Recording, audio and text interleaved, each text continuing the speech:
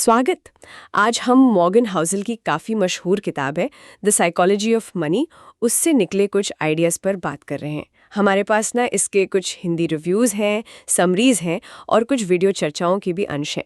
तो कोशिश ये रहेगी कि इन सब स्रोतों से वो ख़ास बातें निकालें जो पैसे के साथ हमारे रिश्ते को समझने में मदद करें। ये किताब कहती है कि पैसा मैनेज करना असल में गणित से ज़्यादा मनोविज्ञान का खेल है। हम सोचते हैं फाइनेंस मतलब नंबर्स, फॉर्मूला। बिल्कुल सही कहा आपने। पर असल जिंदगी में देखें तो हम बड़े वित्तीय फैसले थोड़ी ना सिर्फ कैलकुलेटर देख कर लेते हैं। ये फैसले तो अक्सर बातचीत में, भावनाओं के बीच, अपने पुराने अनुभवों से, यहाँ तक कि कभी-कभी ईगो या सोशल प्रेशर में लिए जाते हैं। जैसा कि कई स्रोत बताते हैं, अपना नजरिया, गर्व, मार्केटिंग, अपना इतिहास, ये सब असर डालते हैं। आज हम इसी साइकोलॉजिकल पहेली को थोड़ा समझने की कोशिश करेंगे। हाँ, तो चलिए देखते हैं कि पैसे को लेकर हमारा दिमाग असल में कैसे काम करता है और क्या हम इसे बेहतर समझ सकते हैं। देखिए, सबसे पहली बात जो कई स्रोतों में है, खासकर ये लाइफ लेसन्स बाय IIN और रीडर्स बुक्स क्लब वाले में, वो ये कि पैसे के मामले में आपका रवैया, आपका बर्ताव, आपकी जानकारी से कहीं ज्यादा जरूरी है। सुनने में थोड़ा अजीब लगता है ना, क्योंकि हमें तो हमेशा यही सिखाया जाता है कि भाई ज्यादा ज्ञान मतलब ज्यादा सफलता। हाँ, अजीब तो लगता है, लेकिन पूरा सिस्टम ही ज्ञान पर जोर देता है। लेकिन यहाँ तर्क ये है, और ये काफी मजबूत तर्क है, कि एक बहुत इंटेलिजेंट इंसान भी अगर वो अपनी भावनाओं पर, अपने डर पर, लालच पर काबू नहीं रख सकता, तो वो फाइनेंशियली बर्बाद हो सकता है। और दूसरी तरफ कोई साधारण जानकारी वाला इंसान भी अगर वो डिसिप्लिन्ड है, धैर्य रखता है, कुछ बेसिक साइकोलॉजिकल बातें समझता है, तो वो धीरे धीरे वेल्थ बना सकता है। एक स्रोत में तो सीधा लिखा है, how you behave is more important than what you know. ये सोचने वाली बात है। मतलब सिर्फ किताबें पढ़ लेना या मार्केट की खबरें जानना काफी नहीं। असली टेस्ट तो तब होता है जब मार्केट गिरता है या कोई बहुत लुभावना पर रिस्की मौका सामने आता है। उस वक्त आप कैसे रिएक्ट करते हैं वही तय करता है। पर क्या इसका मतलब ज्ञान बिल्कुल जरूरी नहीं? जैसे वो FD वाला उदाहरण था, अगर उन बुजुर्गों को महंगाई या दूसरे ऑप्शंस का ज्ञान होता तो क्या उनका बर्ताव अलग नहीं होता? नहीं, देखिए, सवाल बिल्कुल सही है। ज्ञान जरूरी है, बहुत जरूरी है, लेकिन सिर्फ ज्ञान काफी नहीं है। ये बर्ताव के साथ मिलकर काम करता है। FD वाले केस में भी ज्ञान शायद उन्हें सोचने पर मजबूर करता, बिल्कुल, लेकिन फिर भी उस ज्ञान पर अमल करने के लिए उन्हें अपनी पुरानी आदतें, शायद एक डर जो होता है समाज क्या कहेगा, इन सब से ऊपर उठना पड़ता। और एक और बारीक बात है जो रीडर्स बुक्स क्लब की समरी में मिली, कि पैसा कमाना और पैसे को बचाए रखना, इन दोनों के लिए अलग अलग माइंडसेट चाहिए। पैसा कमाने के लिए शायद आपको रिस्क लेना पड़े, ऑप्टिमिस्टिक होना पड़े, लेकिन पैसा बचाने के लिए उसके लिए विनम्रता चाहिए। ये डर कि जो कमाया है वो जा भी सकता है। थोड़ा सा वो सोच कि भाई आज जो है जरूरी नहीं कल भी वैसा ही रहे। अरे वाह, ये तो बहुत दिलचस्प है कि कमाना और बचाना दोनों के लिए दिमाग को अलग तरह से चलाना पड़ता है। अच्छा, इसी से जुड़ी एक और बात है जो लगभग सभी सोर्सेज में है कि पैसे को लेकर कोई भी इंसान पागल या बेवकूफ नहीं होता।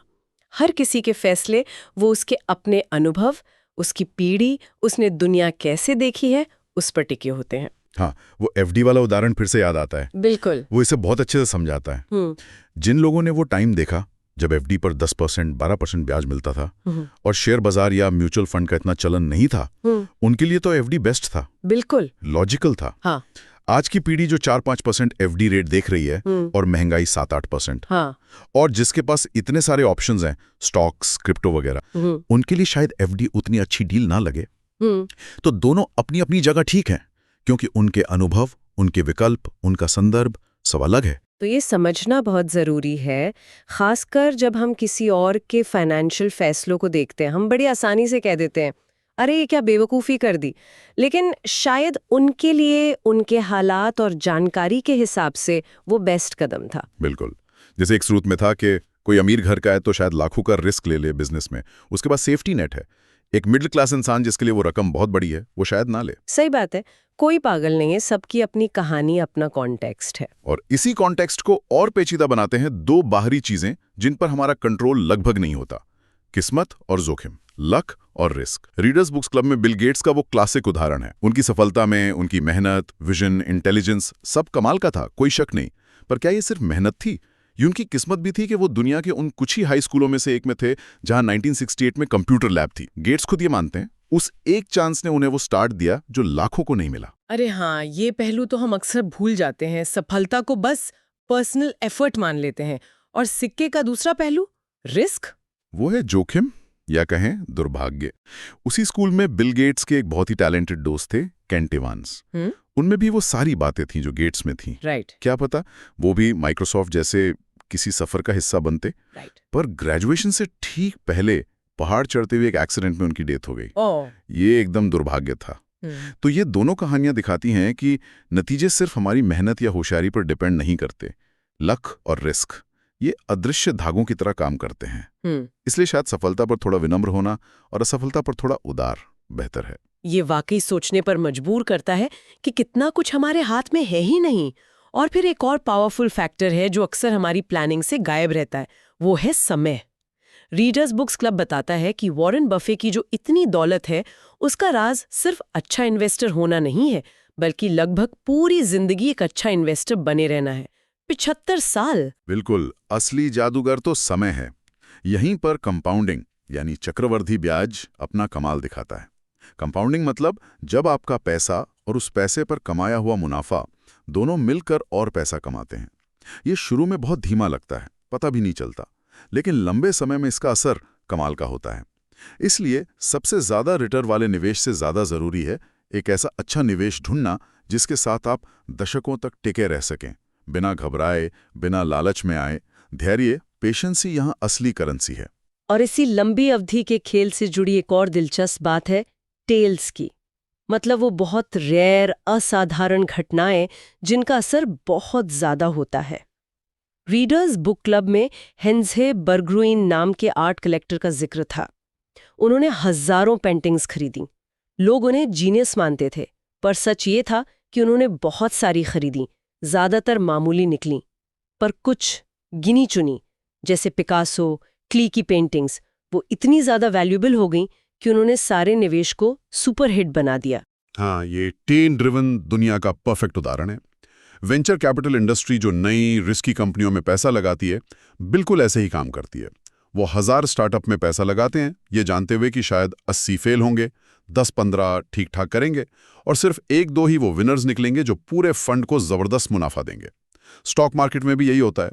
कुछ ही कंपनियां होती हैं जो एक्सेप्शनल रिटर्न देती हैं। तो ये समझना जरूरी है कि ज्यादातर चीजें फेल होंगी या एवरेज रहेंगी, और ये नॉर्मल है। आपको हर बार सही होने की जरूरत नहीं है। तो ये समझना कि बड़े नतीजे अक्सर कुछ गिने चुने विनर्स से आते हैं, ये इन्वेस्टमेंट के बारे में सोचने का नजरिया बदल देता है। और ये सोच हमें एक और जरूरी सवाल पर लाती है। असल में हम इस पैसे से चाहते क्या हैं? दौलत और सफलता का असली मतलब क्या है? रीडर्स बुक्स क्लब में कर्ट वोनेगट और जोसेफ हेलर की एक कहानी है, वो बड़ी अच्छी लगी मुझे। हाँ, वो कहानी कमाल की है। एक अरबपति की पार्टी में वोनेगट ने अपने दोस्त लेखक हेलर से कहा कि देखो, ये मेजबान एक दिन में उतना कमा लेता है जितना तुमने अपनी फेमस किताब कैच-22 से पूरी जिंदगी में नहीं कमाया। तो हेलर ने बड़ी शांति से जवाब दिया, हाँ, पर मेरे पास कुछ ऐसा है जो उसके पास कभी नहीं होगा। इनफ। इनफ मतलब काफी है। काफी है, इनफ। ये शब्द सुनने में जितना सिंपल है, इसे अपनाना उतना ही मुश्किल, खासकर आज की दुनिया में। सोशल मीडिया पर देखो तो हर कोई अपनी सक्सेस दिखा रहा है। क्या ये इनफ का सिद्धांत प्रैक्टिकल है? मुश्किल जरूर है। शायद सबसे मुश्किल फाइनेंशियल स्किल यही है। जैसा हाउसल कहते हैं और अभिषेक कार वाले स्रोत में भी इशारा है, प्रॉब्लम यह है कि हमारी इच्छाओं का गोल पोस्ट खिसकता रहता है। जैसे ही हम एक लेवल पर पहुंचते हैं, हम अगला देखने लगते हैं। सोशल कंपैरिजन, ये एक अंतहीन दौड़ है। हमेशा कोई ना कोई आपसे ज्यादा कमा रहा होगा, ज्यादा बड़ी गाड़ी चला रहा होगा। ये समझना कि कब रुकना है, कब कहना है कि बस मेरी जरूरतें पूरी हो रही हैं, अब मैं और ज्यादा के पीछे भागकर अपनी शांति, अपना समय, अपने रिश्ते दांव पर नहीं लगाऊंगा, यही असली दौलत की पहचान है। और यहीं पर अमीर, रिच और दौलतमंद, वेल्थी होने का फर्क समझना जरूरी हो जाता है, जैसा रीडर्स बुक क्लब और अभिषेक कार दोनों बताते हैं। जब लोग कहते हैं मुझे करोड़पति बनना है, तो क्या उनका मतलब सच में बैंक में 1 करोड़ रखना होता है? ज्यादातर बार नहीं। उनका मतलब होता है कि वो 1 करोड़ रुपए खर्च करना चाहते हैं। महंगी कार, बड़ा घर, शानदार छुट्टियां, ये है अमीर दिखना, जबकि असली दौलत, वेल्थ, वो है जो दिखती नहीं। ये वो पैसा है जो आपने कमाया और खर्च नहीं किया। ये वो निवेश हैं जो बढ़ रहे हैं, वो बचत है जो आपको सुरक्षा देती है। दौलत छिपी हुई होती है।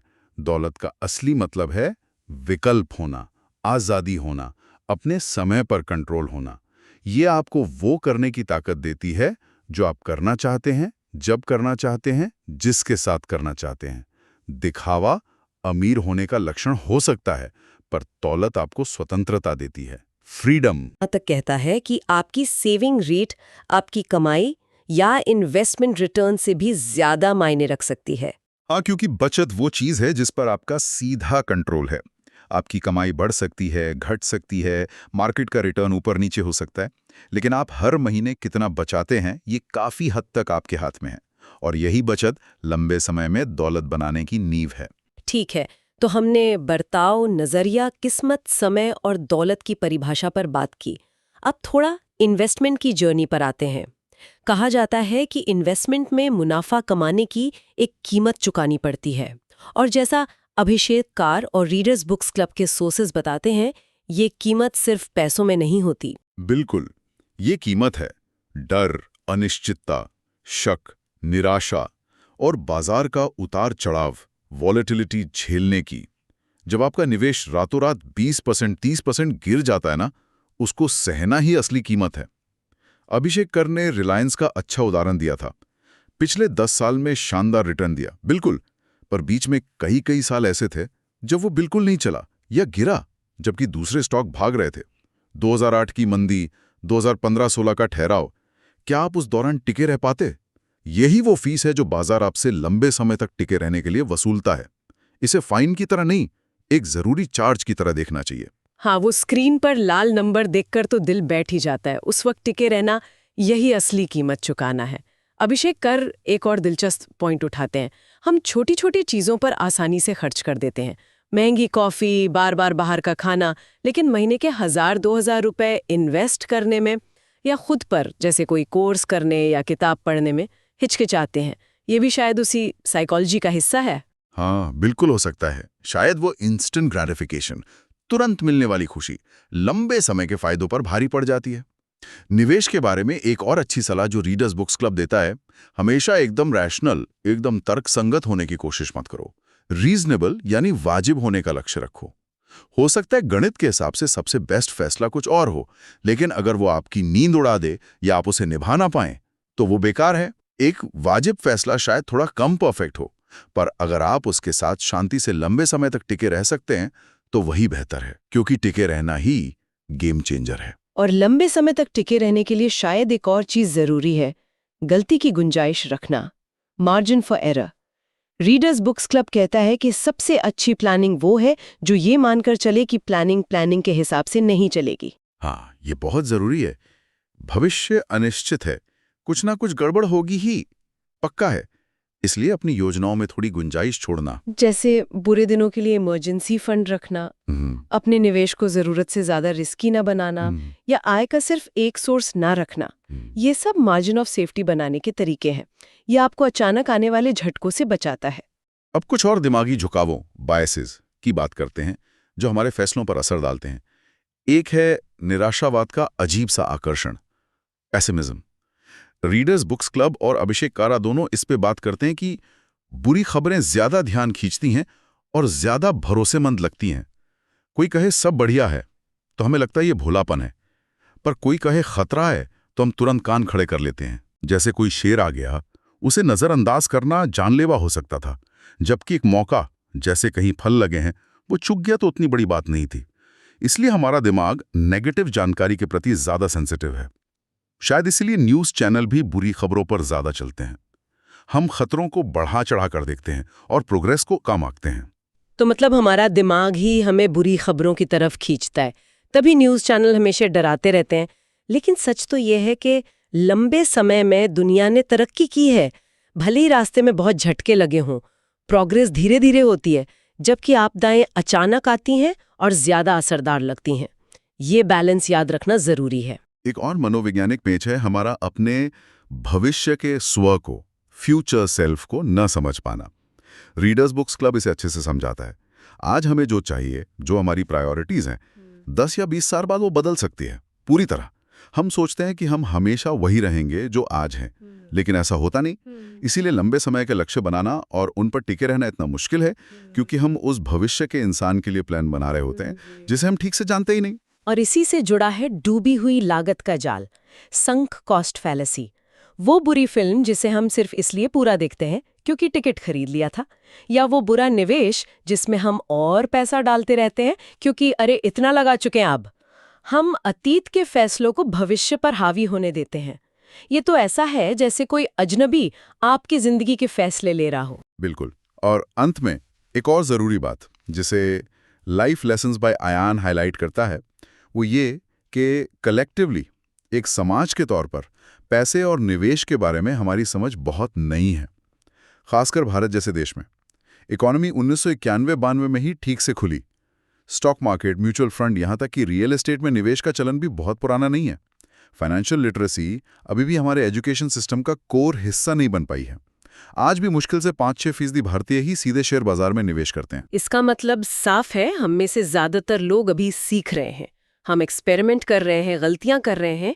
ये जानना हमें थोड़ी राहत देता है और शायद दूसरों के और अपने फैसलों के प्रति ज्यादा समझदार और कम जजमेंटल बनाता है। तो इस सारी बातचीत का निचोड़ क्या निकलता है? सार क्या है? यही कि पैसा सिर्फ गणित या अर्थशास्त्र का विषय नहीं है। ये गहराई से साइकोलॉजी, भावनाओं, पर्सनल हिस्ट्री और हमारे दिमागी झुकावों से जुड़ा है। आपका व्यवहार, आपका धैर्य, आपकी उम्मीदें और ये समझ के कितना काफी है, ये सब शायद किसी भी कॉम्प्लेक्स फाइनेंशियल एनालिसिस से ज्यादा मायने रखते हैं। हाँ, और ये हमें एक अहम सवाल पर छोड़ जाता है। अगर पैसे के बारे में हमारी समझ इतनी नई है, इतनी पर्सनल है और इतने सारे मनोवैज्ञानिक जालों से भरी हुई है, तो फिर पैसे को लेकर हमारी अपनी कौन सी ऐसी गहरी मान्यता या धारणा हो सकती है जो शायद तथ्यात्मक सच्चाई से ज्यादा हमारे अपने सीमित अनुभवों, हमारे माहौल या शायद हमारे किसी डर की देन हो? इस पर सोचना वाकई दिलचस्प होगा। अगली बार फिर मिलेंगे कुछ नए स्रोतों और एक नई गहरी चर्चा के साथ।